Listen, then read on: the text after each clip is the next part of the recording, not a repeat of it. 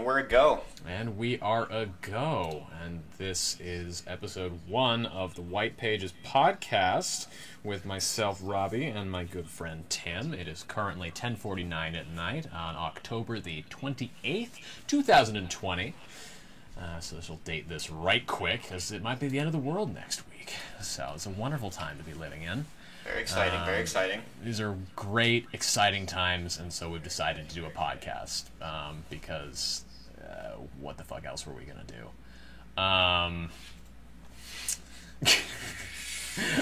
Why are we recording this at 10:50 at night now? Well, because I had a lot of errands to run today, and also I didn't get out of bed until like noon. And then Tim had a D&D game. Beautiful one at that. A beautiful one that one. derails very quickly. A game I haven't been invited to, which is fine. I play too many games, but one which I hear about periodically, in that sometimes you'll send me, not you, but will send me like screenshots of dice rolls and shit. And it sounds like you guys are just making his life miserable. So it's what happened? It's very true. Well, a little preface to start this conversation. Willem has a score sheet, if you will, of all the D20s and all the D1s. And I feel there's more on either end of the spectrum than any dice roll has ever been. It's the most wild campaign I've ever been a part of. And one, these kids, as anyone that's new to D&D will tell you, it's hard to take it seriously at first. So there's a lot of bullshit going around. People just provoking people just for provoking people. Stealing from people that makes absolutely no sense at all. Just doing shit to do shit. So it's liberating in a way, because it's a return to form for a lot of people. It's fun to get all serious, but sometimes it's fun to just kill a mayor in front of the entire town, just because why not? Yeah, I mean, that makes a lot of sense. Is that what you did tonight? It got pretty damn close. It's almost just like where everyone picks an alignment. An alignment, to people that don't know, is just like, are you good? Are you evil? Are you neutral? And everyone's just like, I'm going to be, kind of good but kind of bad. And then they're just like, wouldn't it be funny, though, if I just, killed this child? Immediately R-rated. Immediately fucked up. Went straight to, I'm going to do an evil campaign now. So I brought it up this time. I'm like, should we just be an evil campaign? I don't see what the point of just lying to ourselves anymore. And they were just like, okay, fuck it. So that's what we did. And Casey, who has most recently started reading the Dune books, has decided that he's going to pressure Willem into just making it a Dune campaign now. So we're spending this whole campaign basically just stealing carriages and trying to get to the fucking desert just to relive this weird fantasy that Casey has. And Willem is weirdly compliant in, which I'm honestly for, which is fine. But it's, Yeah, I mean, Dune's cool and all. It's just that's a very scary, goofy thing. Terrifying. I love that you went straight to evil campaign. So this is our first episode, so there are, of course, many a technical difficulty. One of which is that apparently on stream I'm very quiet. Yeah? I'm very quiet on stream. Is my audio is only coming through your headphones. Yeah. That's why. Okay, so... Yeah. That's because we're just recording. I'm just recording my audio, and you're just recording your audio. Mm-hmm. So the audio isn't picking up on your end, on my headphones, because I just sync the two together. So I need to find a way to record the desktop and have it only go to the stream, which I can do in the background here. I'll try to figure out.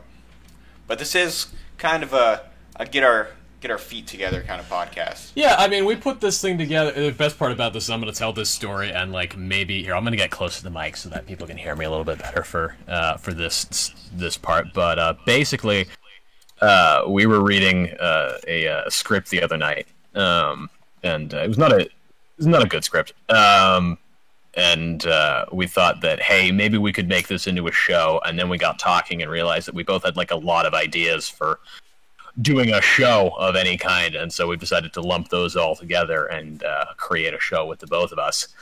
And this has come together in 2 days ish. Seriously, which is record time for anything I've been a part of. But it's I'm glad that this has come together so quickly, because it makes me feel like we might actually be able to get somewhere, or at least keep doing this for more than like a day. Yeah. Which is the exciting thing. But that also means that there's a lot of technical issues because we're just starting out. So for those of you watching live, hi, baby. It's just gonna be nothing but tech problems. But if you're hearing it after the fact, it's gonna sound beautiful, and you're gonna have no idea what I'm talking about. Yeah. Maybe a few audio pops here and there as I'm like adjusting my volume because I was like troubleshooting in real time. But hey, I mean that's live radio. Yeah. This is still radio, right? I mean it's mostly audio only. I mean it's audio to the masses, where it's inspirations to the people. I'd say it's radio. I think we're really a game changer. I think we're the voice of a generation, and we are about to change some lives. So, which is why you will notice the donate button down below, guys. Do you want to support the revolution? I think I would. Do you want to support the revolution? Do you want to be part of the change? Do you want to be the change you believe in? No. I think it's really important that you make yourselves a part of our campaign drive. It's very simple. You give us money. And then, like, I don't know, we'll give you a T-shirt at some point. Maybe. That could be our Patreon tiers, you know? Each level you donate more, the higher you are in the New World Order and the revolution. The higher you are, and see, this is innovation at work. This is how the world becomes a better place exclusively through money. That is the entirety of how our new system is going to be run. It's going to be total anarcap. It's anarchist, capitalist, total plutocracy. It's going to be paradise because we will have all the money. So I think you should get on the ground floor of this because, like, you could have some of the money, and having some is at least better than having none. And you don't want to be the person who has none. Of course. I mean, it's just basic economics, baby. It's just like basic economics. I'm just saying, if you can't work this out, then like, I don't know, get a degree. See, this is funny, as all of our friends will know, because neither of us have college degrees. I mean, it's alleged at this point, though. It's alleged. Allegedly, in the eyes of the people. Allegedly, legally don't know what we're talking about, but the part of the New World Order is that you got to make opinions for yourself, people. You got to make opinions for yourself in the New World Order. Baby. You gotta form opinions for yourself, and this, I think, our audio problems have been fixed. Yeah. So this will bring us to our first segment of the evening, breaking news, where I click onto Google News and just pick the first story that shows up. So let's see what we got. Come on, Google. Big money, no whammies. Big money, no whammies. Rip Google Play Music 2011 to 2020 is the biggest story on Google News right now. The second biggest is CNN. CEOs of Google, Twitter, and Facebook grilled in Senate hearing, but that sounds boring. So let's find out why Google Music is dead now. That feels important, right? Do you use Google Music? I mean, maybe I'm just like playing into its deadness, but I've never touched Google Music. I didn't even know there was a Google Play Music until this very moment. It's very instant, I can't even really be sad. I guess that's why it died. Nobody used it. Let's see what Ars Technical has to say. Google Play Music died last week. We've known this was coming for some time, and nothing ever happens across the entire Google user base all at once. But many bereaved Google customers are reporting a total loss of life for Google Music. Oh, damn. It's not even up. Like, it's not just like there's no more users or it's like it's performing underwell. Like, you can't... Like, if you bought things on Google Play Music, that was just money in the ocean right there. It just ceases to exist now. That's absolutely insane. That is actually nuts. Because it's a Google fucking thing. It's Google, man.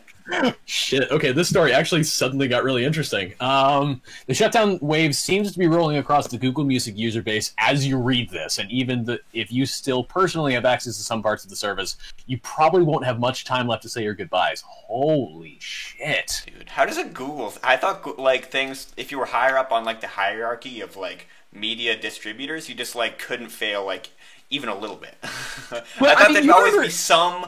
form of people, like fucking Pandora is still a thing. How is Pandora still a thing when Spotify's free?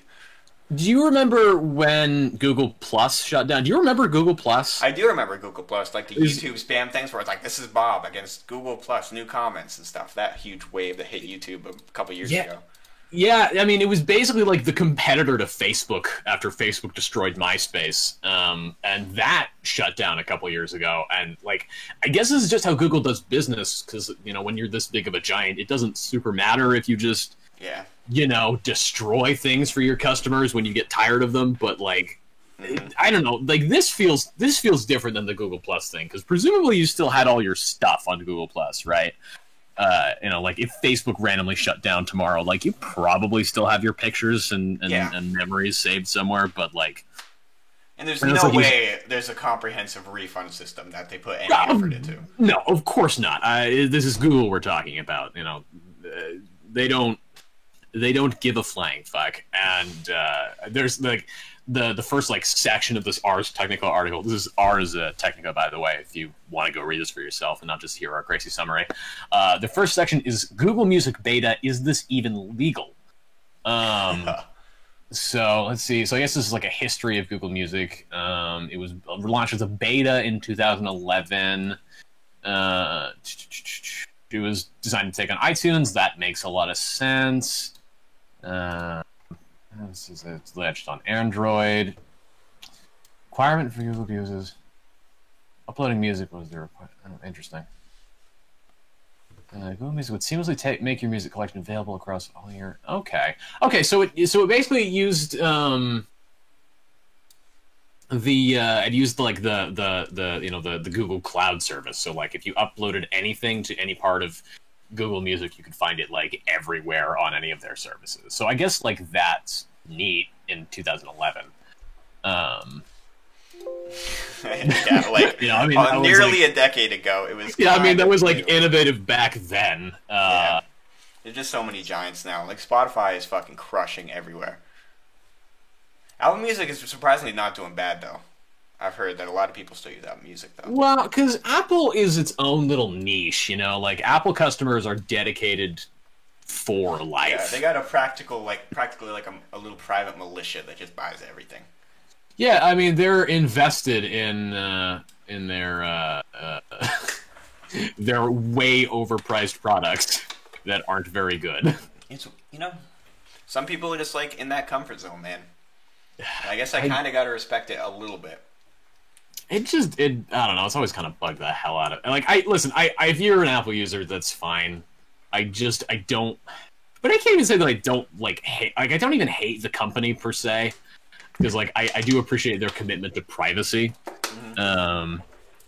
But I really don't like their exclusivity. Like, I'm a big believer in the digital age. It should be free and open source and mass market. And all Apple has ever done is create ever increasing niches, even within like their own product services. I mean, do you remember when they like randomly switched power jacks? I say randomly. Yep. I'm sure there was like a good tech reason for it, but they switched power jacks and like for the new iPhone, but none of their other products had it. So there was like a whole year where if you had an iPhone 5, you were shit out of luck if you had that iPhone and needed to get it charged because everybody else had the old chargers. Everybody switch over now because the lightning cable is better, but like.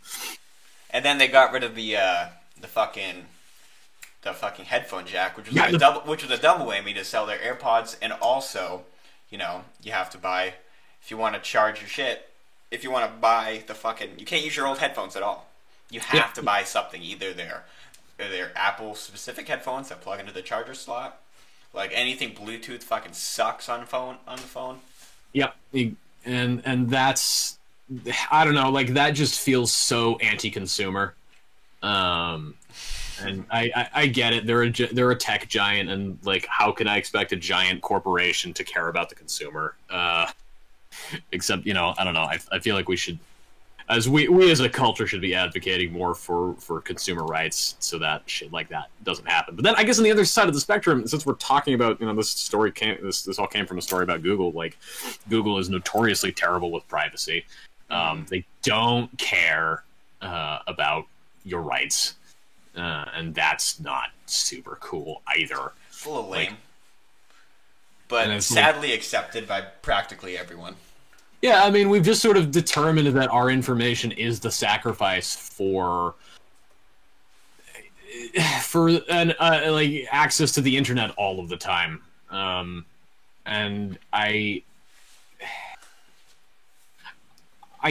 can't say that I hate the amount of stuff that I have access to because of Google, and like that's a thing I have to reckon with when I'm criticizing Google, because I do use their services all the time. But I do wish that they were more held accountable for the fact that they control all of our private data. And like, there are steps you can do to protect yourself and protect your data, but most people don't, because it takes effort, and it will remove features that you would have had otherwise. Like, I try to use, DuckDuckGo whenever I have the opportunity to. Yeah. I do, and like I really appreciate they're not saving my search history, but man, sometimes I do just need to make a Google search. Yeah, I used to have a friend that was really a little loco, and every time he would never talk about anything, and he was just like, "You want to pirate movies? You just search anything on DuckDuckGo." I only use DuckDuckGo. It was hilarious. He would just be a super advocate for that kind of shit. And a good parallel to the privacy with Google stuff is the creation of this fucking channel, dude. Every single time we try to make a social media account, it's like, you can't just be an entity. You have to tell me where your name is, where you live, Yep. where you're born. You have to tell me this, or you're not allowed on our site. It's almost like we're not worth the effort if we can't like fucking data mine my ass. Yeah, like if you are not a monetizable thing, then you are not worthy of the product. But that's the thing, is that like Facebook and Twitter and any big company that offers a service, like a social media service or an internet service, like we're the product. The service is just the means of distribution. Like, we're the product to the other companies, to the retail companies, to the insurance industry, to the car companies, to the film industry. Like, we're what's being sold, and so they need as much information about us as possible, because that's the only way they make money. Because they only make money if they can reliably predict who's going to purchase what product. Yeah. And you like, see it transpire in front of your very eyes when you go to Amazon and you look up fucking a pair of shoes, and then you go to YouTube and every ad is that exact pair of shoes that you looked at. Like, and every ad is that pair of shoes. Yeah.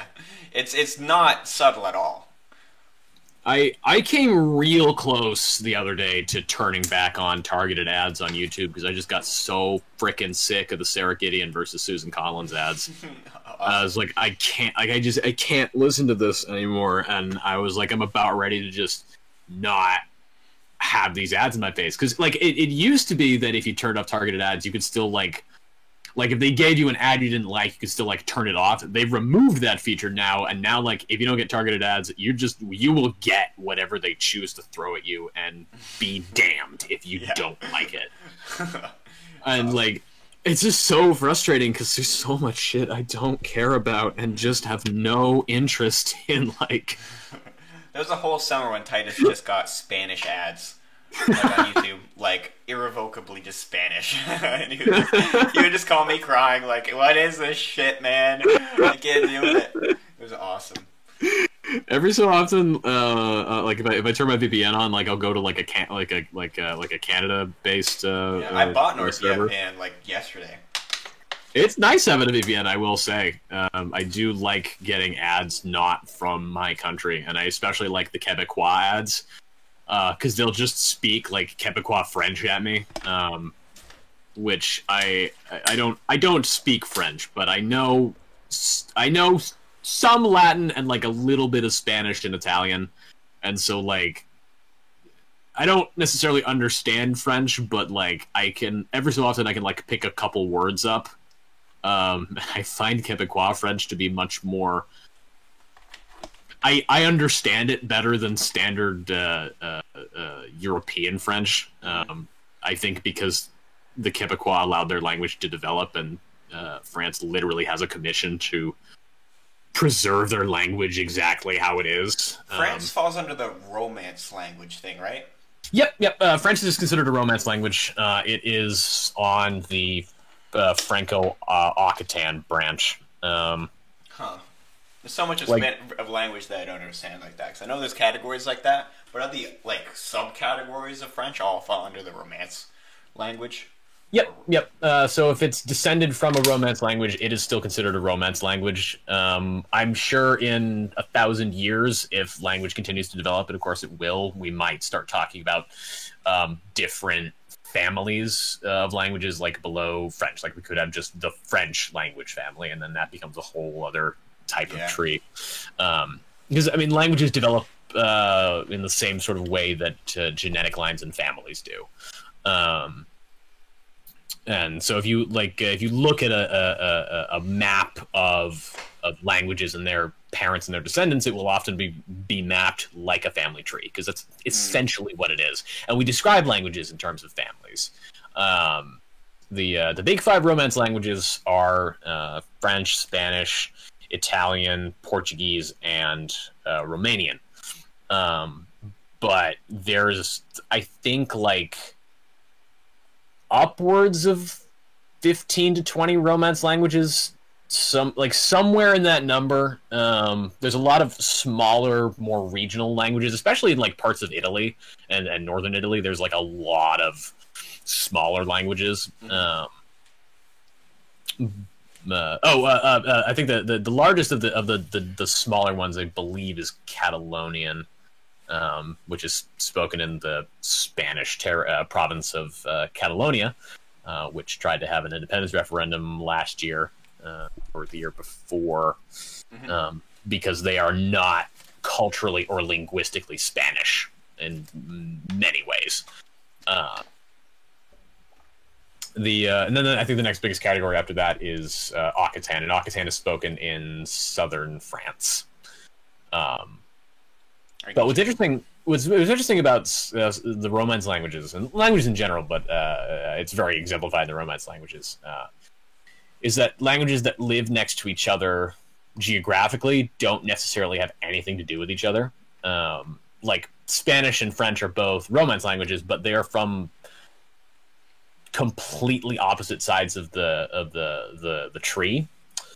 And like Spanish is closer to Italian than it is to French, despite the fact that Spanish and French are, next door neighbor languages. Yeah, no. That's and then like Romanian is if you look at a map of like where the Romance languages are distributed, it's like, Italy, Spain, France. It's a sort of that general Western Europe area, and then like deep in Eastern Europe is Romanian. And it really sticks out, and it's from a province called Dacia in the old Roman Empire. Dacia and parts of, I guess, Moesia. I might be missaying that, but that was a collection of provinces that like were sometimes in the empire, sometimes not, but received like a metric fuck ton of Italian and Roman settlement, and so there's a Romance language that just is sitting apart from all of the others, and like is weirdly connected because there are elements of it that are related to the Slavic language family, and that language is sitting next to a super interesting language, Hungarian. Yeah. Hungarian is part of the Uralic languages, and the Uralic languages are from the Arctic Circle, and Hungarian is in like deep southern Eastern Europe. Because I believe because of the Goths. I could be super wrong about that, but I know that it was during the period of the Goths. The Hungarians migrated south and just sort of settled in that area, and so in and amongst the entire, not even just like the European language family, but also like in the broader sort of Indo-European language branch, there is just this weird little pocket of an Arctic language that it resembles nothing of the other languages that are around it. But language is cool. Language is pretty cool. Hope you guys stuck with me as far as I did. So yeah, Have you followed Cyberpunk 2077 at all? I followed a little bit, yeah. Last I saw they were delayed again. Delayed again. Yeah, delayed again. It's kind of exploding because there was a tweet like the day before it got delayed again that was like, "I'm taking this day off. It's for sure this day now," and they were just like, and then they replied like 100% for sure, and then the next day they had like the important message for the community and like a weird like white plain text message, just like, "We're very sorry, but we're gonna have to delay the game even further." That's so funny. It's so funny, man. It's like we've been hurt too many times. The thing about 2077 is that I think that game's not finished. Like I don't think am terrified of that game. Because like so many of my friends who have like fallen out of video games and they're like putting their entire stock on this game to rekindle their love for video gaming. I know they're going to be disappointed. I have every ounce of my heart that it's going to be another Watch Dogs or something that just completely flops. Yeah, I mean, that's the thing, is that, like, when you put all your eggs in one basket, you'll never get something that lives up to the hype. I mean, this, like, 2077 started its launch by bringing out frickin' Keanu Reeves at the height of Keanu Reeves, like, meme lord popularity. Like, it was such a PR move. He's definitely not in the game. Maybe for like a frame. Yeah, maybe for a frame they've got like a Keanu Reeves lookalike, but he's not there. I guarantee you that game isn't even close to being done, and that's why they keep delaying it. Like, and if Keanu Reeves is in the game, that's more worrying because he's been like fucking swamped these past couple of years, and if they're like, that means all of the scenes that he's been in has been post John Wick. On a game that's been worked on for like a decade, which is kind of scary. Which is a little scary. Yeah. I think that the hype for this game is gonna be like the hype for No Man's Sky, where it literally promises everything and cannot possibly deliver. Like they've stoked the hype so far. I don't see any possible way for them to deliver on it. Like, it's too big. And you know what? I'm so confident about the subject, I'm prepared to give it a kind of name.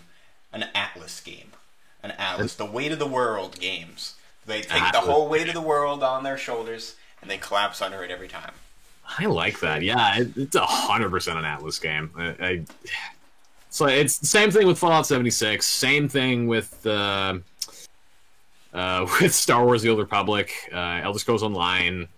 Oh my god. I wasn't even a part of Elder Scrolls Online, but the tremors still hit me. I got into the beta, and like it was fine. You know, it wasn't anything to write home about. It was basically just Skyrim, but online. I was like, this is fine, I suppose. And then they were like, hey, give us $15 for Skyrim, but online. And I was like, no. It's like the old Club Penguin strategy, huh? Yeah, With yeah. The online memberships. When did that game come out? Like 2016? Maybe earlier? Earlier than that. 2015, I think at the latest, because I was playing the beta in like 2014 is when I was playing the beta. I'm pretty sure it's 2015, but they just like, even that was an archaic gameplay kind of trope of like the online membership, like Wizards 101, Penguin, fucking Club Penguin, all that kind of shit was kind of dying down quickly. Like Toontown didn't die like until much later, but that people didn't want to pay for that kind of shit anymore. It's 2014, April 2014 is when it was released. You can believe that. But yeah, I mean, like, that's the thing about the MMO model, is that like it's had its heyday. The time has passed. The last sort of big, like, lurching death cry of that was all that loot box shit a couple years ago. And that went down like a lead fucking balloon. You know, fuck. I mean, sometimes like it stands the test of time and it comes out to like be a timeless like economy. Like if you look at CS:GO and even TF2 to that matter, there's still like a hard, fast economy to make bank in that fucking game. Like you could fucking launder your entire fucking assets through CS:GO skins. And I mean, you know that some people do. Like 100%. Like I Screw guarantee, Bitcoin, bro. I Buying it all. guarantee that at least a quarter. I'm gonna say as high as a quarter. I'm gonna say a quarter of all revenue from um, uh, uh, transactions like that, from loot boxes and microtransactions, is specifically for laundering money. It's just like, and it's a pretty. You don't lose a lot. Like you think that there'd be like a, like you buy it really high and you sell it for like way less, but really the people are buying this shit. There's a huge play base that like you're not losing money through this. It's not a bad way to launder money, and there's like barely any taxes. You get like Valve's greedy little grubby hands, Yeah. which they're totally complicit in. Valve doesn't give a shit at all. It's like that. You hear the you know the Hunt Down the Freeman game. Oh God. Whereas, like, Valve proudly displays on the front page of just a ripoff of their own original products made by bullshit, marketed with their huge face of Gordon fucking Freeman. That's complete dog shit on their own distribution platform. It's like, they do not give a fuck anymore. They just sit on their dragon's pile of gold and money and just reap it in. And I mean, here's my thing. And like, Valve, I think, is the only corporation where I'm kind of like, yeah, but I'm okay with you being a little bit evil. And like, I don't know why. I guess maybe because they offer a service that really doesn't fuck me. It's true, Like, man. you know, there's so many sales, and like they're such an integral part of the history of gaming and online gaming. There definitely You know, could have it's been like- more hateable people to stand at the top. Yeah, I and definitely like, give you that. it's like fucking Gabe Newell and his team, where Valve is like, yeah, I guess there's a hierarchy, but like only barely, really. Like it, I can't find it in my heart to hate them, because even though they're a greedy corporation, they're my greedy corporation. God damn it! Like, imagine if fucking Games for Windows Live was sitting at the top right now. Yeah, like that would piss me the fuck off. Like fucking like the Epic Store, which honestly, good for them for like engaging in competitive business. Like I think that is overall a good thing. I think morally that, but I hate them. Like I really hate them. Really And kind of hate them. And it's because they're not Valve, and they're Valve's rival, and like that really, like, it's irrational. It's so irrational, and it's not a I guess it kind of loops back to the Apple thing, where it's like, you got, because it's like, it's about comfort, man. It's like when Mixer came up next to Twitch, and everyone was like, Yeah. Twitch finally has a competitor. And Mixer was a fine platform in its own right, but no one wanted to get away from the culture they've been a part of for fucking 10 plus years. Yeah, and I mean that's why these giant companies are able to endure forever, because we just are complacent, and unless you're offering us something significantly better, we're not gonna switch over. Like that's the thing with Google Plus. Google Plus was just Facebook. And that's, I think, probably why Google Music died, is that Google Music was like just iTunes, Spotify, whatever. Like it was a thing that already kind of existed. Yeah, it brought a little bit of innovation to the table, but there were other platforms that people were just more comfortable with, and it didn't offer enough new stuff to attract new customers, and that sucks. Like that sucks from an entrepreneurial standpoint, but Yeah. also these are giant companies, so fuck them, I guess. If you want to throw a message in the chat, I'll mod real quick, too. Yeah. That's a good idea. We should take care of that. Wow. Whilst we're thinking about it. Yeah. Flip it around to, like, the complacency bit with the, like, Google fucking just, like, ripping your data for fun. I feel like it can be traced back to, like, Watergate. Not to get too deep mind with it, but, like, like, a massive government conspiracy kind of, like, brought to the daylight and nothing really happened, kind of? Like, not a lot happened to that? Nothing really changed? Yeah, I mean, like, Nixon got out, and then we all just kind of shrugged and went, I say we weren't even born yet, but, like, our parents and our grandparents all shrugged and went, alright, I guess that's fine. Moving on. Like, I guess Ford lost the election to Carter, but Carter wasn't really much better. complacency is the name of the game. I feel like after that they were just struggling, just like, oh shit, man, we're good. We got nothing to worry about. Well, I mean, that's why Reagan won. That's why Reagan won twice. That's why Bush Senior won. And I think that's ultimately why Clinton won, because Clinton just immediately adopted their sort of model mindset where, for the past, I guess really until Obama, and even Obama has his faults, but for the past like 40 years, we've just sort of decided that if things aren't actively on fire, I guess they're fine. It's like we got out of Vietnam, and then, yeah, I guess one president was super corrupt, but meh, aren't they all? And like I say that as a joke, but there are so many. I met so many people who will seriously tell me, yeah, I guess the politician in question is corrupt, but all politicians are corrupt. So what's the difference? And like I just wish we expected more from the people and the companies that we put in power, because like they can abuse us because we allow them to abuse us. Yeah, like that kind of mindset is kind of, it's a self-fulfilling prophecy when you have that kind of, if everyone has that idea.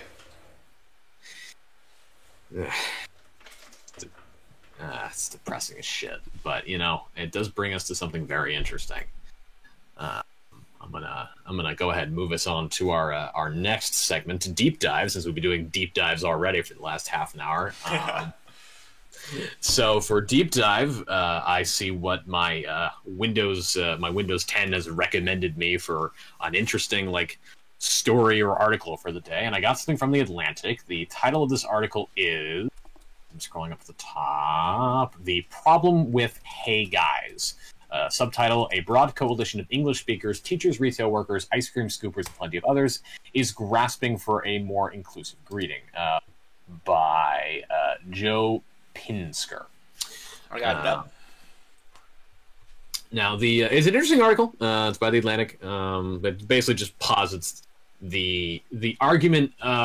Is guys a gender neutral term or isn't it, and the pros and cons of other possible alternatives. And sort of the ultimate conclusion is that, it is male leaning, but the idea of it as gender neutral is just so common that is probably where it's going to go.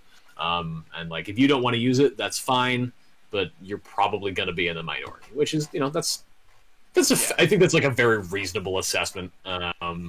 It is interesting the broadness and the seeming, there was no obvious demographic that I could find that was really demonstrated in the article of who is opposed to using guys or hey guys to refer to a gender neutral group of people. It's just some people really don't like it, and that's fine. And I didn't even I when I was going to my language deep dive, I wasn't really thinking of this, so I'm glad I covered that, because I'm just going to go ahead and read out the last paragraph of this article, because I just think it's a good statement. Plenty will actually I'll do the last two. Even if guys is widely regarded as gender neutral, there will still be a sizable contingent of conscientious objectors. They argue, not incorrectly, that dropping guys takes very little effort, and any awkwardness that comes from the odd folks or friends or y'all seems far preferable to making a listener feel ignored. Plenty will disagree with that, and this is the way language evolves, not in an orderly line, but as a messy argument. And that is a blessing. Words deserve regular interrogation. One such interrogator is a man working at a pharmaceutical company in New Jersey who had thought deeply about the use of guys in his office. "I honestly think my biggest problem with you guys," he wrote to me in an email, "is the plural possessive form it has spawned. His example: sorry I missed your guys' meeting. Any reasonable user of language should be able to agree with that, to agree that phrase is straight up ugly." And yes, I do agree. You guys is terrible. If you ever put an extra S on the end of a word that ends in S, you're wrong. It's just and if it ends in S in English is just plural in and of itself. It's the way that English is. It's unfortunate, but That's one of the consequences of our ramshackle language. Now, an interesting feature of this article is that he talks about the origin of guys, and apparently it starts from Guy Fawkes. Do you know who Guy Fawkes is? I'm not familiar with Guy Fawkes now. So in the 1600s, the 17th century, in the 17th century in the United Kingdom, this is actually technically before it was a United Kingdom. This is sort of how it became united. The monarch in England died, and left no legitimate heirs. And so the Parliament of England asked Scotland to borrow their monarch, because their monarch, James the Sixth, I believe, was descended distantly from the English line. And so they were like, he's close enough, so we're going to crown him as James the Sixth and James the First. Okay. Yeah, it's really messy. But English, at some point, we should. I will definitely take us through the history of the English crown, because it's insane. So James the First comes at a time when the religious division in the British Isles is like at an all-time high. It's important to remember that by this point, the Church of England has been established, and the Church of England is actively thumbing its nose at the Pope. That is problematic because there are still lots of Catholics in the region. This is sort of post-Protestant Reformation, but this is like still in the early days of the Protestant Reformation, so it's not like it is today, where there's a million friggin' Protestant groups and then the Catholics. This is when there was like Martin Luther, right? Yeah, this is post Martin Luther, but like pre Protestant splinterization into a million factions. Like there's a couple of discrete churches, and so in the UK, in what will become the UK and the British Isles, it's the Church of England, which will become the Anglican Church, and the Catholic Church, and that's it. The Anglicans are the official church because they derive their authority from the monarch. So the monarch is Anglican, but a lot of the commoners are Catholic. And having another Anglican monarch on the throne really pissed off a lot of the Catholics. And so a revolutionary faction was formed. This revolutionary faction was basically going to try to overthrow the crown. And was Fox Guys the leader of this faction? Well, no, actually, is the interesting thing about Guy Fawkes. Guy Fawkes. So Guy Fawkes is a Catholic, obviously, and he is part of one of these revolutionary factions, and his little group decides that they're going to blow up Parliament. Mm-hmm. So, yeah, of course. So they stow a bunch of explosives below Parliament, and Guy Fawkes is the guy who is the guy. He is the person. Guy Fawkes is the person who these revolutionaries set in charge of the powder. Basically, they're gonna have him watch the explosives so that they can make sure that everybody assembles at Parliament and they can set everything up. The plot is discovered, and Guy Fawkes is caught. He is interrogated, eventually reveals the nature of the plot, and it all falls apart. But he becomes this sort of cultural icon in the UK, and is the namesake for Guy Fawkes Day. Which is a big sort of festival in the UK that always ends with them burning an effigy of Guy Fawkes, representing the failed revolution, which is where we get the Guy Fawkes mask. That's the one with the big tall hat and the mustache. Do you know what I'm talking about? Yeah, I think so. I can look it up though. You can pull it up, but a Guy Fawkes mask is named for Guy Fawkes. So this Guy Fawkes effigy that would be burned is known as the Guy. So Guy is a name. Guy is an English name. It's an old English name. This effigy of Guy Fawkes becomes the Guy. Guy becomes synonymous with people. First with revolutionaries, and then just with people in general. So the origination of it was gender neutral. Yeah, that's the funky. Yeah, that's the interesting thing, is that it is actually in as a term for a group of people, always has been gender neutral. The argument for it being masculine, and I couldn't find a specific reason for for why, like the most obvious one is that Guy is a masculine name. But the reason that I was sort of been able to deduce why there's still sort of an argument there about whether or not Guy or Guys should be just distinctly masculine or if it's more gender neutral, is because of gal. And I was like, because guys and gals, like we all sort of know that. So I wanted to look up where gal came from. Preface: they are totally unrelated.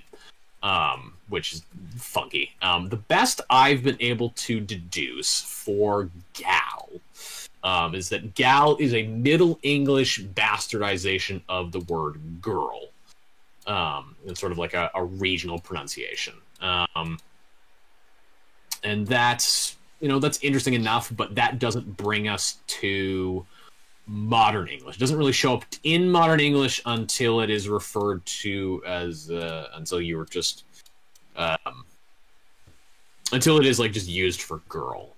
The origin of gal, however, is let me pull this page up, make sure I have it, because it's kind of interesting and it also makes me never want to use the word. I never say gal, but I'm definitely never saying gal now, because it's actually quite horrid.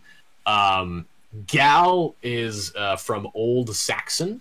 In Old English, it means salacious and lustful. Damn. So it's like high key a slur, and like I say slur in very much the colloquial sense because nobody is in the right mind is going to treat it as a slur. But I mean, realistically, it does seem that it originated as as not the greatest term for a woman. And my suspicion is that it was paired with Guy because they sound kind of similar. And so, Guy increasingly took on masculine traits because of the use of gal. Like gal doesn't really enter the modern lexicon until the middle of the 18th century, so like 1700s. Which I guess kind of can segue into a point about, not completely segue, but a point of like the upheaval of like societal like grounds based off of principle only, because like no one says gal for that reason today, but should like reformations be made just off of principle about what it used to be or what kind of steps that go into that kind of thing? Well, right, and that's sort of the crux of the Atlantic article. It's like the term guys has always had a gender neutral component and is certainly used in a gender neutral mindset. Yes, it was originally a male name. That's its origin. It is the male name Guy. So if we want to take its history in, does that also mean that we should take the history in of gal?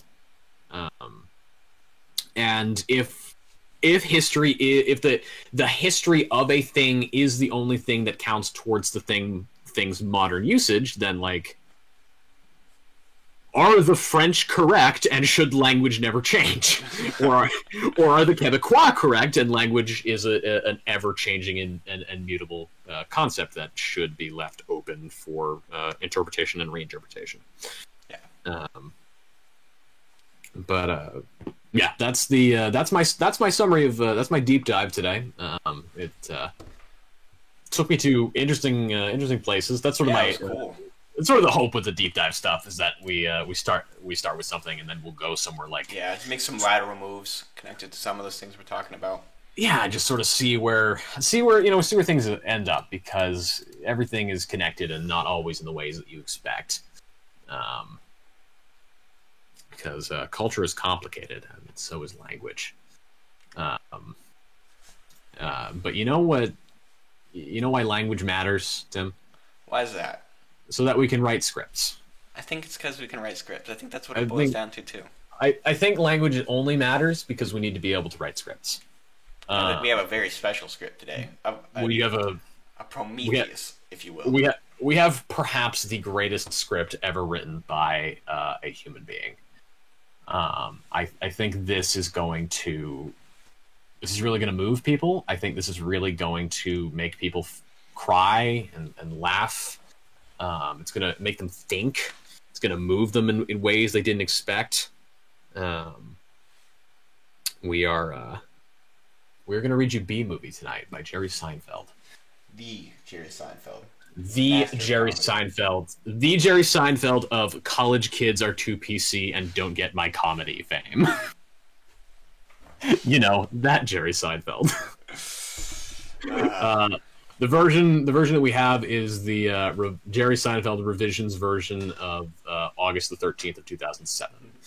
Have you ever seen the Norm Macdonald interview with Jerry Seinfeld? I don't think so. It's hard to find because it was on Netflix, but then Norm Macdonald does this spiel, and it got kicked off of Netflix. But he basically made this joke where he was just like, Jerry Seinfeld's like, what do you think is something that you didn't expect about me? And Norm was just like, about just how they're just so warm and friendly you are. And it just went over his head completely that Norm was completely fucking with him because he was just like, it's the coldest motherfucker out there. That's great. I mostly knew Jerry Seinfeld from his show because my parents really liked to watch it. And so when I discovered he was like an actual comedian, I was like, really? The least entertaining character on the show? Oh, Jerry. Oh, Jerry Seinfeld. Jerry, you are an important figure in the history of comedy, but you made a very terrible movie, so we will be making fun of you. We will be making fun of you, Jerry. I'm sorry. We have a very competent legal team that is formed by me, myself, and Google threats. just bold-faced threats, but come at me. B movie. B movie. Jerry Seinfeld Visions, August 13th, 2007. Cold opening. 3 cards. Okay, a very, very famous line coming up. I will leave the honors to my good friend Robbie. According to all known laws of aviation, there is no way that a bee should be able to fly. Its wings are too small to get its fat little body off the ground. The bee, of course, flies anyway, because bees don't care what humans think is impossible. Sequence 75, intro to Barry. Interior, Benson House, day. Now, actually, I do want to jump back to that opening for a second. Cold opening 3 cards.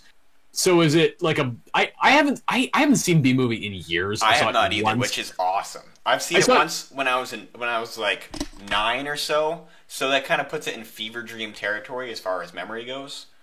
Yeah, like I saw it when it came out in the theater, and so what I'm getting from this is the assumption here is that like if I was shooting this, I would assume that what they wanted was like white text on a black background based on this. Exactly. It's just like one fades in, one fades out, one fades in, one fades out, one fades in. Which is such a weird way to open the B movie. Which is weird because it says 3 cards, but there's 4 separate sentences. Okay, yeah, that is super worth noting because there's 4 lines of text. Very strange out the gate. It's just already I have questions. Sequence 75, intro to Barry, interior Benson House, day.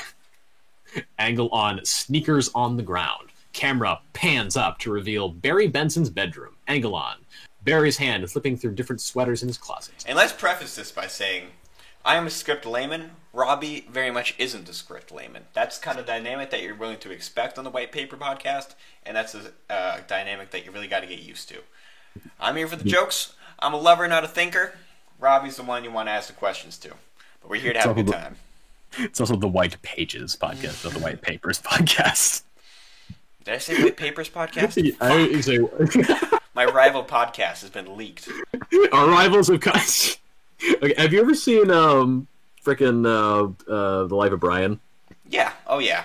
Yeah, it's are you the Judean People's Front? No, of course not. We're the People's Front of Judea. Judean People's Front. Those losers wouldn't know a front if it hit them in the face. Okay. You want to be Barry? You think you can be Jerry Seinfeld? I can be Jerry. You be Jerry I can take that plate. The angle is on. Barry's hand flipping through different sweaters in his closet. Yellow, black, yellow, black, yellow, black, yellow, black, yellow, black, yellow, black. Oh, black and yellow. Ooh. Angle on, Barry wearing the sweater he picked, looking in the mirror. Yeah. Let's shake it up a little. Like, I don't know what I'm going for here. Just looking at a script, if I was an actor looking at this, I gotta put myself in the skin of Jerry Seinfeld looking at that script. And he's just looking back and forth between the $18 million check and the script. And back and forth, sweat pooling down his fucking forehead. Yellow, black, yellow, black, yellow, black. Oh, black and yellow. Then he looks back at the money, back at the script. Yeah, let's shake it up a little. Jesus. So he picks the black and yellow one. He then goes to the sink, takes the top off a container of honey, and puts some honey into his hair. He squirts some in his mouth and gargles. Then he takes the lid off the bottle and rolls some on like deodorant. Disgusting. That is fucked up by bee standards. I think that's more fucked up if you're a bee. That stuff comes out of their butts. Yeah. I get the joke is they're bees and they're honey, but I don't know. I think there's something just a little bit gross about him using it as it's a little too intimate. Yeah, I mean, like it's like there's 3 products here that he's using the same thing for, and I can't. As someone who believes in personal care, I can't stand by this. The Bee Movie is not an advocate for self-hygiene. Interior Benson house kitchen continuous. Barry's mother, Janet Benson, yells up at Barry. Barry, breakfast is ready. Now, it's also worth noting that, like we're reading this verbatim. They haven't really described any of what we're looking at, really. Like it's just... Because the presumption, if I remember correctly, is they're inside a giant honeycomb. Yeah, like they're in a giant honeycomb, and like... So is this some Toy Story-ass house that I'm looking at? Or it also, like a hexagon of yellow. Right, like, what am I supposed to imagine here? Also, like, I know it's called The Bee Movie, and I guess we should assume that he's a bee. But they haven't yet mentioned that he's an anthropomorphic bee. I know he's an anthropomorphic bee. But at no point so far have they said that. And so it's just, like, a weird... Like, it's just a weird dude putting honey everywhere. Goes back to his room, the continuous, Barry, Coming! SFX, sound effects, phone ringing. Barry's okay, now we get he's a bee. Barry's antennae vibrate as they ring like a phone. Barry's hands are wet, he looks around for a towel. Hang on a second! He wipes his hands on his sweater and pulls his antennae down to his ear and his mouth. Having a real tough time trying to grasp what Jerry Seinfeld fucking sounds like. Hello? His best friend, Adam Flamin, is on the other end. Barry? Adam? Can you believe this is happening? Can't believe it. I'll pick you up. Okay, so what's happening? I think they're, like, graduating from something. Oh, okay. So it's like can you believe this is happening? Yeah, it's like, it's like, wow, we're graduating from, like, a B school, if I'm remembering what this movie is about correctly. Yeah, something like that. And then they get, like, City of Embers, like, slot, or more like a Divergent, where they just get, like, subbed into, like, you're gonna be the worker bee, and you're gonna, like, be a house bee, or some bullshit.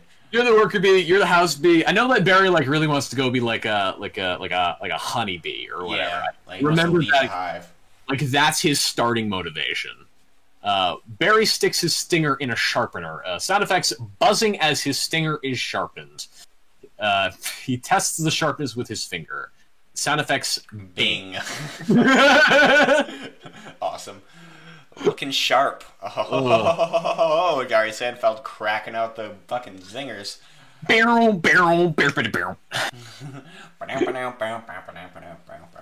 Angle on Barry hovering down the hall, sliding down the staircase.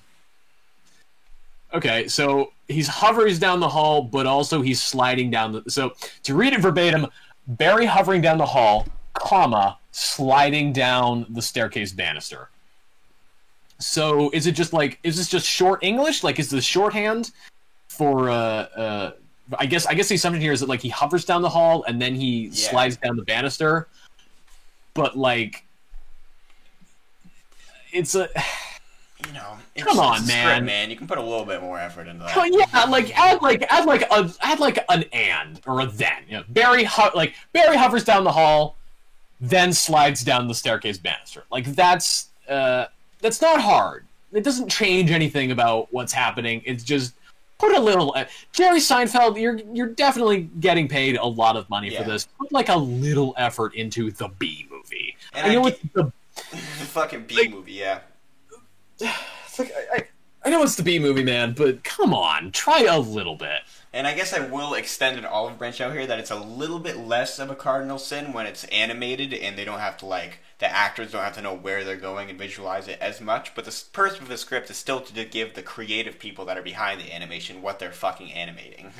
Well, the thing is that you're just screwing over more people because for every one actor, at bare minimum, you need an actor, a light tech, cinematographer, and a sound guy. And I guess a director. So 5 people minimum to shoot it live action. For the animator, I'd easily double that, if not triple that, if you want good animation. You're screwing over so many more people than you needed to. It's lazy. Jerry Seinfeld, I don't know why I expect more of you. I don't expect anything but for you to kind of be a lazy, old, hashed comedian, but fucking come on, man. And I know this was 13 years ago, but I guess it is the B movie. We're digging it up, baby. We're digging it up. Barry's mother, Janet Benson, is in the kitchen. Barry, why don't you use the stairs? Your father paid good money for those. Sorry, I'm excited. Barry's father, Martin Benson, enters. He's reading a newspaper with the headline, Queen gives birth to 1,000 tuplets, resting comfortably. Here's a graduate. We're perfectly proud of you. We're very proud of you, son. And a perfect report card. All B's. Very proud. I've got a thing going here. Because the cue line is the cue line is that I'm mushing your hair. Oh, okay. Mushing. I'm mushing your hair like a sled dog. Cool. Barry readjusts his hair, starts to leave. You've got some lint on your fuzz. She. Ow, that's me. Wave to us. We'll be in row 118,000. Barry zips off. Bye. Barry, I told you, stop flying in the house. Cut to sequence 750, driving to graduation. Exterior, B suburb, morning. Okay, B suburb. Let's talk about B. So again, we come into the problem of this is not describing anything for us. It's a very out there concept of like you putting this adjective of B in front of everything, and it doesn't really give me absolutely anything. Right, again, prefacing, this is the B movie. However, if you're creating a fantasy world, I need to kind of understand what cartoonish whimsy I'm looking at. And so far, I barely have a sense of the basic shit that you're describing. I guess there's a bedroom, a hallway, a staircase, and a kitchen. I can kind of invent the typical American versions of those things. Yeah. But that tells me very little about the scene or the character. And I gotta say, I'm not here for it. I disapprove. And you can do the bare minimum by just being if they stated once, which I don't think they believe they have yet, that they're in a beehive, at least I can construct something a little more. But there's nothing. I don't know if this is they live in a regularized world like Horton Meets a Who or something, where they're just they're just people inside the earth. They're just walking around like an actual house above ground. But it's in a beehive where everything's fucking yellow. Right, the thing about B-movie is that whole movie is just one color, and I guess there's some black in it too. But that is an important part of the visual. And if I was handed, if I'm an executive producer and Jerry Seinfeld walks into my office, first thing I'm going to say is, oh shit, Jerry Seinfeld. Second thing, after I've read the script, just the first couple of pages is where is, what's happening here? Where is this? And why is it called, are they bees? I'm getting the sense that they're bees, but you didn't have the basic writing sense to write in the opening line when you mention you were in Barry's bedroom that he's a bee. We have had to infer that so far from the fact that he's flying, has a stinger, and antennae. Like, again, it's the B movie. I don't know why I expected more, but I guess I just was kind of hoping that, like, that there would be more effort paid into a multi-million-dollar production. But then at least have maybe a couple people fleshing out some details, making an exhaustive script, for God's sake. Right, just like, because usually, I don't know, I just usually expect crap like, okay, this movie cost $150 million in 2007. Yeah, and this bitch ain't a novel. You don't have to, like, put in brevity tastefully. Just, like, put in a bunch of shit and make it readable. Tell me, like, describe to me what's happening, because I'm gonna have to visualize this so that I can film it, or I can be in it. Like, if I don't know what's happening, then I can't accurately, like, if I'm a producer, I can't give you good feedback, and if I'm any part of the production, I don't know that I'm gonna accurately capture your vision of the B movie, Jerry Seinfeld. Like, this is the number one note of the white pages for your scripts. Tell us what's happening. Describe the scene to us, because if we can't figure out where we are and what we're doing and who our characters are, then, like, the rest of it doesn't matter, because we're gonna have no sense of where the story is. I meant to Google inflation calculator, and I just Googled the definition of inflation. Because it's been 13 years, and the inflation rate has been pretty bad the last decade after the recession, and I'm guessing it. I'm saying they spent like $200 million in today's money on the B movie. Wow. That's my general guess, because I know that Avatar came out in 2009, and that made 2-ish trillion then, and I know that's worth like 3 trillion now. So I'm gonna take my guess. Let's see what we got. Okay, so it would have cost about $190 million in today's money, and that's not including marketing. Yeah, you usually have to, like, at least add another half, or if not like double the cost for marketing. So this was not a cheap movie, and they didn't have the common decency to write anything other than exterior B suburb, morning. A garage door opens. Barry drives out in his car. Car, by the way, is entirely in caps. In his car. In his, not even his B car, just his car. Don't know what kind of car it is, at least. Don't know if it's Angle a special car. Angle on Barry's friend, Adam Flayman, standing by the curb. He's reading a newspaper with the headline, Frisbee hits Hive, internet down, B stander. Oh, beast like bystander. Okay. Okay. Cool. What a great joke. Like, this is what they choose to be exhaustive about. Like, this is the important stuff. Like, this is the shit that matters, is these puns. Yeah. Internet down, bean stander, I heard a sound, and next thing I knew, whammo! Whammo! Barry drives up, stops in front of Adam. Adam jumps in. Okay. Standing on the curb, reading the newspaper. Okay. Hey, Adam. Hey, Barry. Pointing at Barry's hair. Is that fuzz gel? Okay. A little. It's a special day. Finally graduating. I never thought I'd make it. Yeah, 3 days of grade school. These days of 3 days of high school. Those were so awkward. 3 days of college. I'm glad I took off one day in the middle and just hitchhiked around the Hive. You did come back different.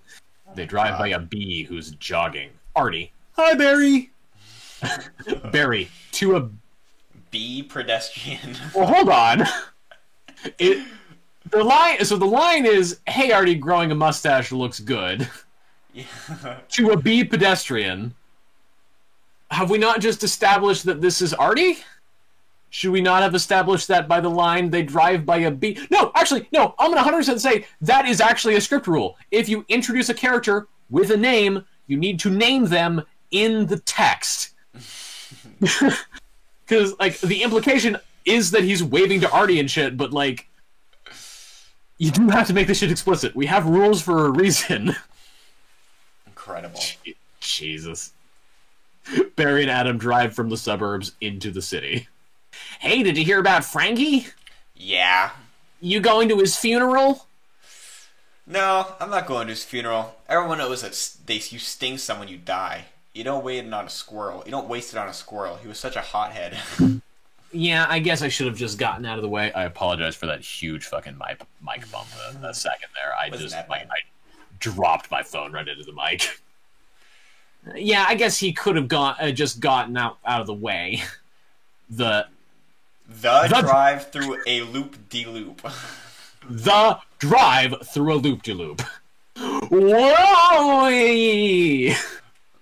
Barry and Adam. Barry and Adam say, whoa, ... woo, ... wee, ! Adam, I love this incorporating the amusement park right into our regular day. I guess that's why they say we don't need vacations. Ooh. The drive through a loop-de-loop is... The drive through a loop-de-loop. I assume the whoa is on the Y side of the loop, the woo is the Z side of the loop, and the we is the X. I love this incorporating the amusement park right into our regular day. I love this incorporate. I'm trying to parse this sentence, and I love. I don't know how to. This incorporating the amusement park right into our regular day. I love this Yeah, it's like this is the start of one sentence and the end of a separate sentence. Yeah. This whole script has been Frankenstein like a serial killer note through magazines, dude. It was just like, ooh, let me cut out this part of this script and I'll paste this here. And then we'll say that he It's just lazy. Like, that's what's really pissing me off, is that it's lazy. And I don't know, I guess I really expected, like, the B movie to be weirdly artful. Mm-hmm. Like, I don't know. I was hoping for something wholesome, like a weird passion project, but no. Yeah, but instead it feels somehow even more corporate and pointless than the movie, the B movie. Like, the script it has come from is just so...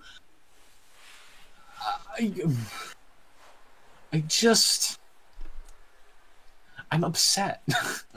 A little upset. I'm just upset. Let's move on to the exterior graduation ceremony. Hold on, you can finish your thought real quick.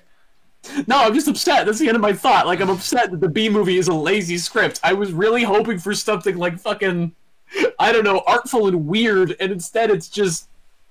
It's just Jerry Seinfeld spitballed a couple of jokes, just fucking shoehorned in everything else, and then they were like, yeah, it's Jerry Seinfeld, it'll sell.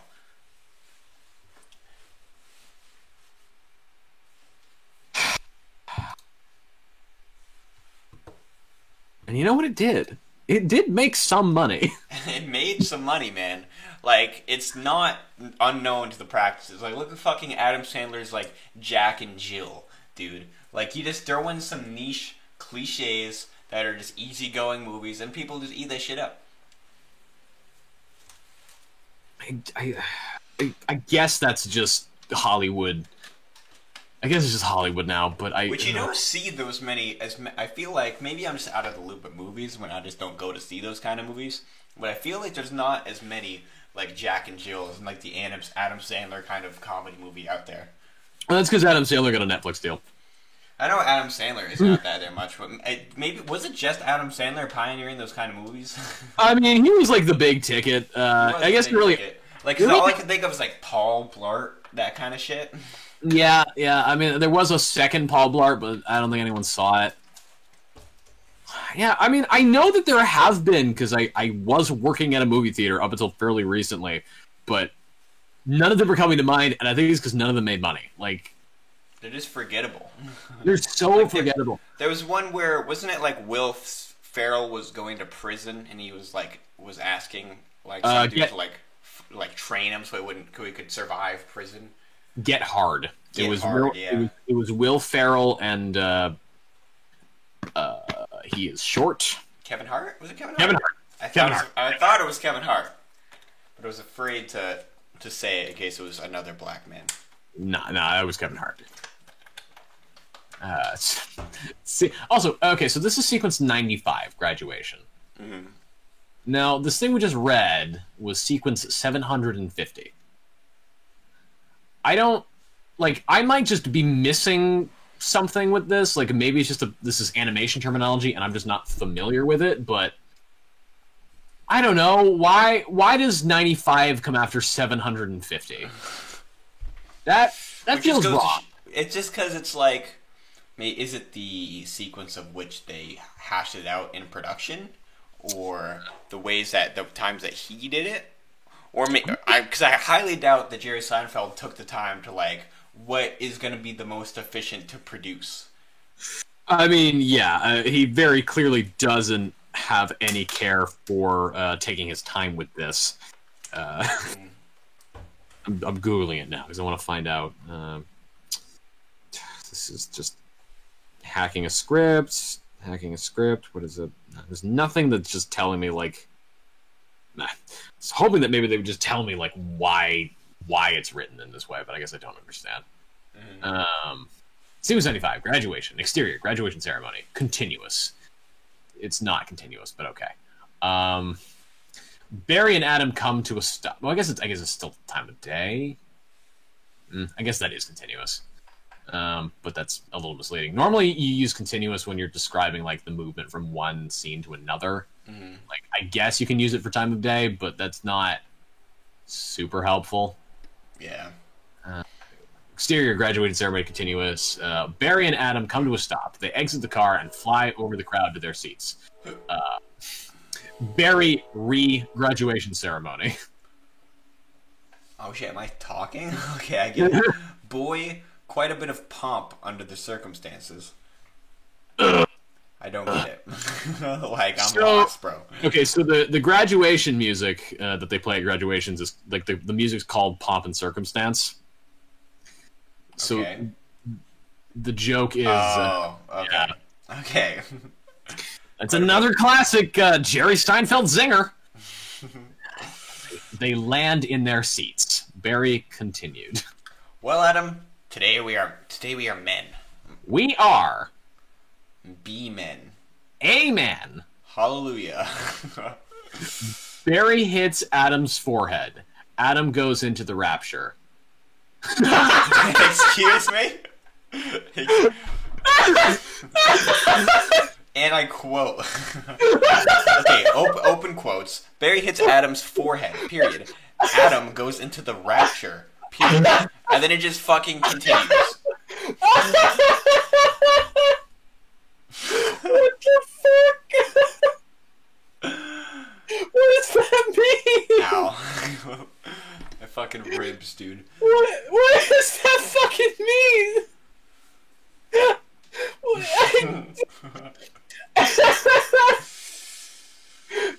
God damn it. The announcement comes over the PA. That's the next thing. That's the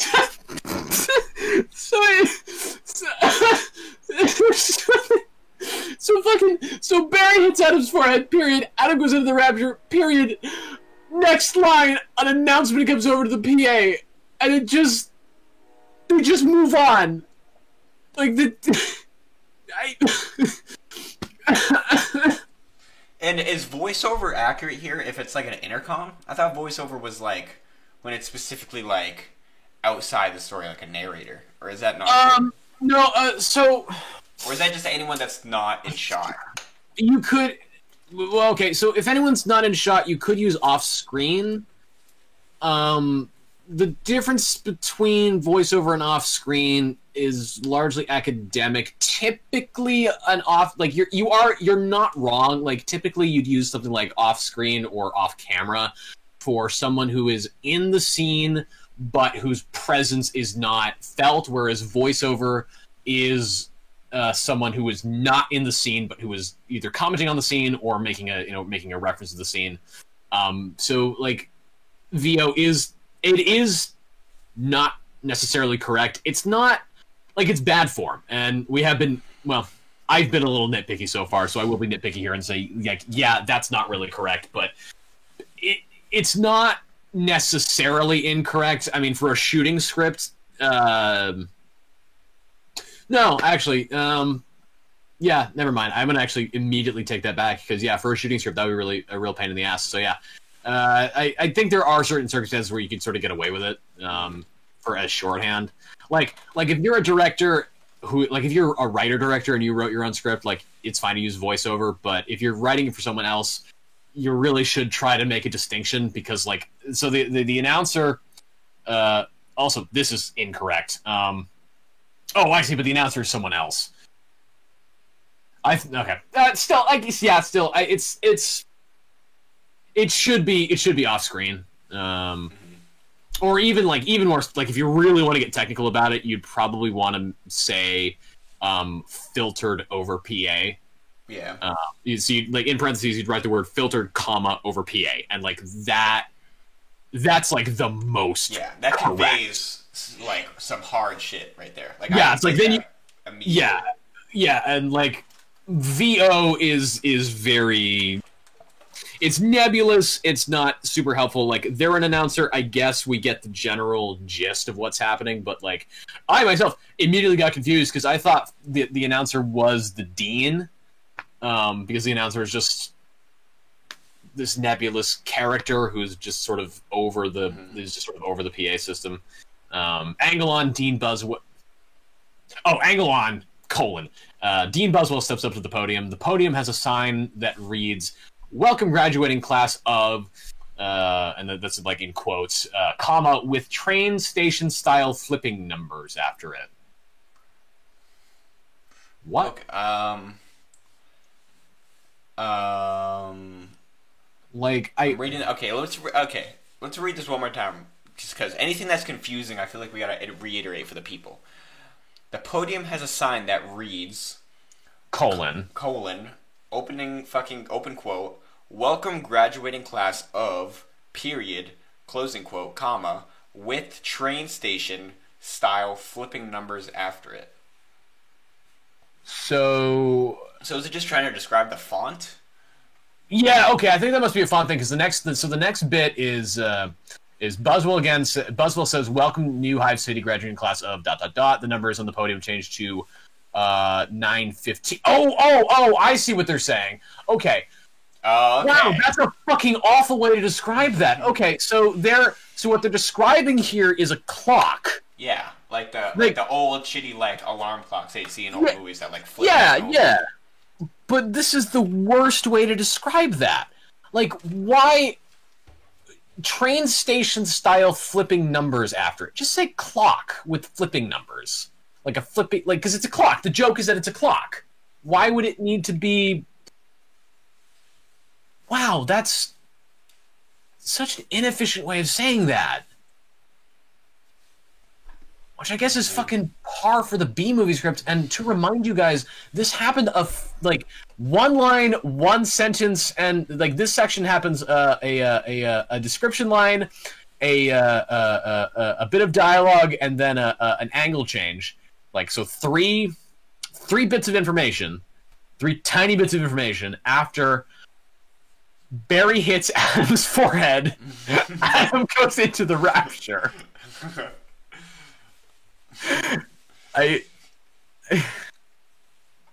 What page? And then it's just three bing bangs to describe the joke that like bees don't live very long, which is a joke they've harped on like 3 times in the past when they were talking to Adam, between Barry B. Benson and Adam Flamen, where it's like, oh, we graduated in the course of 3 days. That was our lifespan. It's also worth noting at this point that we're on page 6. This is page 6 of the B. Oh my god, how long is the B movie? 131. Oh my god! No! Really? 131 pages. This is 131 pages. This is page 6 of 100. How did he get 100? Okay, it's like, to put it in context, like with the bare bones fucking descriptions that he's putting into this fucking thing, You've still got 131 pages. How long is this movie? Okay, that's two things to look up for me. How long is the...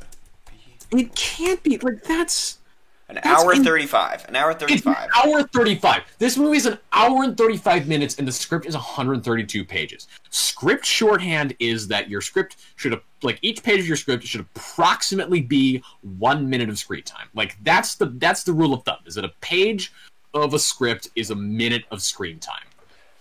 So it went about what? Like 25 pages more? No, more than that. Way more than that. Way more than that. So how long did you say the movie is? It is 95 minutes. So it's 95 minutes. Okay. 95.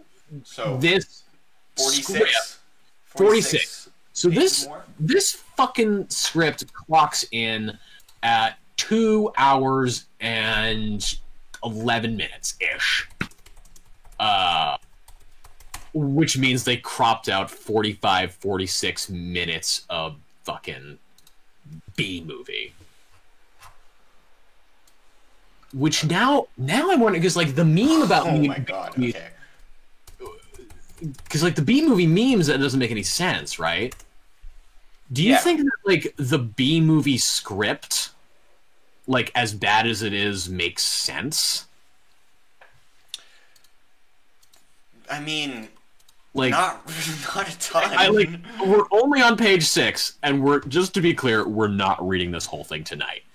Not even a little bit. Okay, not even. And a quick point I want to make. I've put up Shaun of the Dead, which is a visual comedy movie. Like, a script is going to be maybe longer than usual because of how much editing and time that goes into the Shaun of the Dead movie. And that is 5 minutes longer than fucking the B movie. So the B movie is 135, and fucking Shaun of the Dead is fucking 140, and it is the same length. That's fucking insane. That is fucking insane. 131 pages. That's... Jesus, that's ridiculous. How is this 131? It's nuts. It is fucking nuts. This is the thing that's really blowing my... This and... This is fucking... Barry hits Adam's forehead. Adam goes into the right. Yeah. That fucking shit. And the fact that the B movie is 131 pages of basically just dialogue and a bit of description. Like, this is insane. It's fucking nuts, dude. I am... This... Oh, God. Oh, my God. We're... Alright, let's finish this page, and we're gonna call it on the end of the fucking B movie for tonight. We're still on 6, right? Yeah, we're still on page 6. Adam goes into the rapture. Are we going to pick our job today? Oh my god. Okay. So the podium has a sign on it that reads, "Welcome graduating class of," with train station style flipping numbers after it.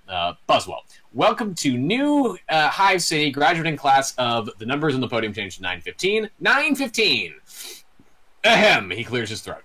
And that concludes our graduation ceremonies and begins your career at Hunex Industries.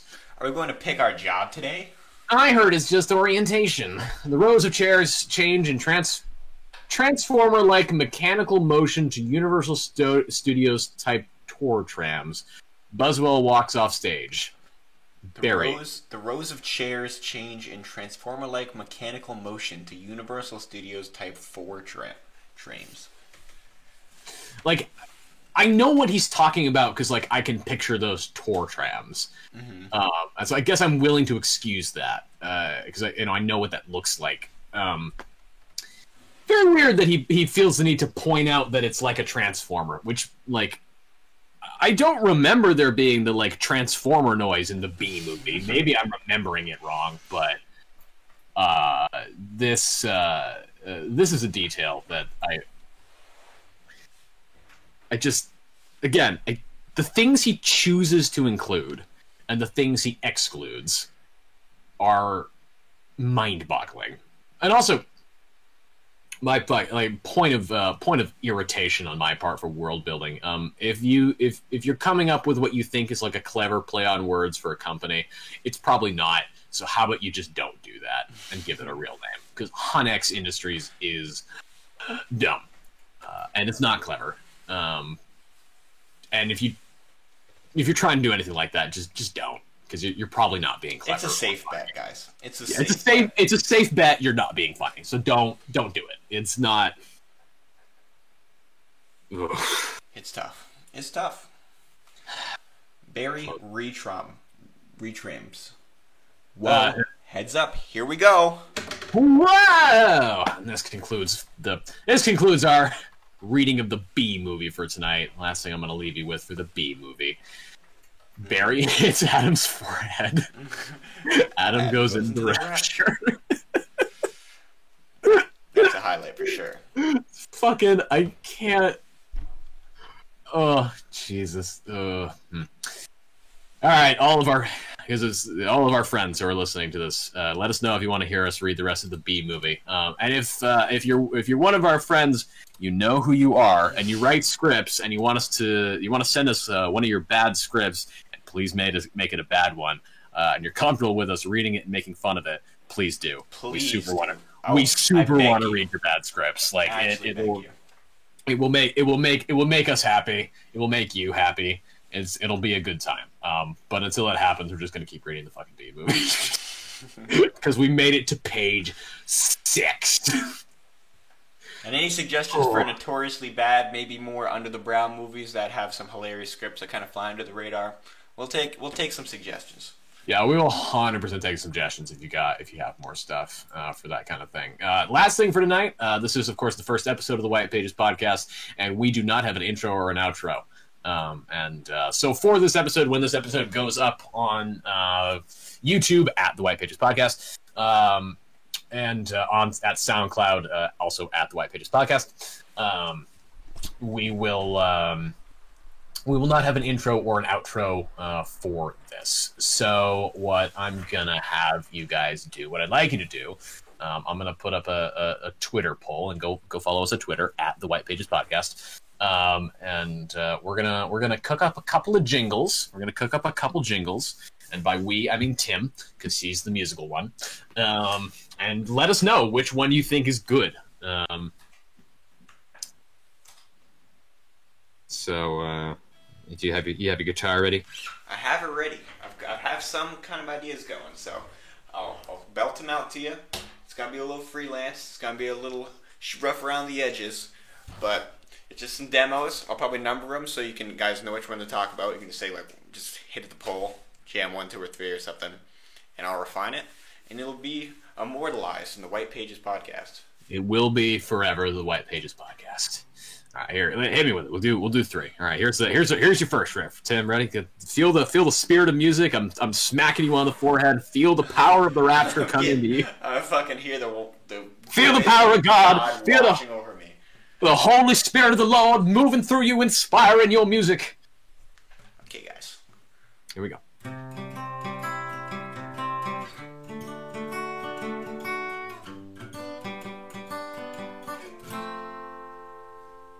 This is number 1. That was number 1. We'll, refine it, tinker it. That's what we're feeling. If you want to vote for number 1, vote for number 1. That was the first one. Number 2. This is the second one. Take 2. Take two, number 2. It's number 2.2.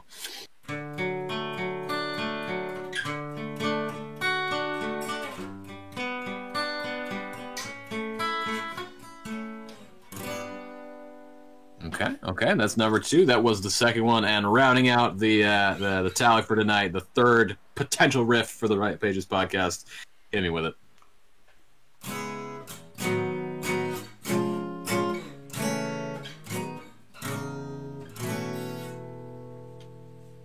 That was our third potential riff.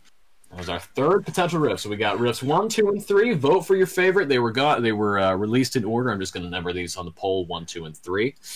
That wraps it up for us tonight on the White Pages podcast. It is 12:23 a.m. on October the 29th, 2020. Make sure to like, comment, and subscribe. Hit us up on Facebook and Twitter. Facebook, the White Pages podcast, and Twitter at the White Pages podcast. Follow us on SoundCloud and YouTube, and of course. We will still have live broadcasts here on Twitch whenever we do this, and we will have a regular release schedule by our next episode, hopefully, in theory. And I hope you guys enjoyed, those of you who tuned into this, and those of our friends who we could convince to listen to our new pet projects. And I hope you all enjoy the rest of your evening or your morning or your day, whatever time of day you happen to be listening to this.